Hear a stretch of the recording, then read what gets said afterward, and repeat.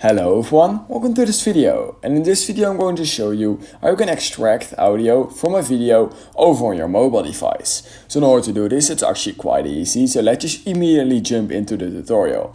So the first thing you want to do is you want to head over to your photo gallery because you want to make sure that you do have a video ready that you want to extract the audio from. I'm going to choose this video which is 8 seconds long.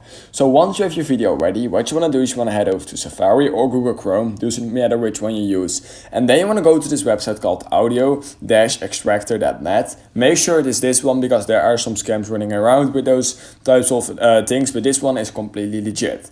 Then what you want to do is you want to make sure to click on open video, and you want to make sure to click on photo library. And then what you want to make sure to do is you want to make sure to choose the video you actually want to extract the audio from. I'm going to use this one which is 8 seconds long, and then I'm going to click on done. Literally right now it's going to load this video and it's going to automatically extract the video for the audio from the video, which is really cool, and this literally shouldn't take more than a few minutes based on how big the video file is. Then you can select your audio format right here. However, I will just simply choose MP3, which is most likely the most used one, and then you want to click on extract audio. Then literally all that is what you need to do, and then you can simply click on download, and you want to click on download again. And literally right now you can go to the bottom left corner of your screen and click on this little download icon, and it should basically be the same on Android as well.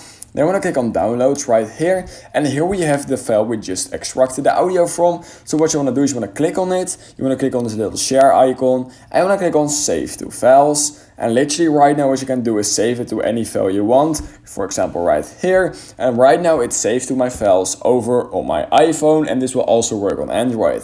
So if you learned something from this video, then I would highly appreciate it if you could like this video and subscribe to my channel. And I hope I will see you in my next YouTube tutorial video.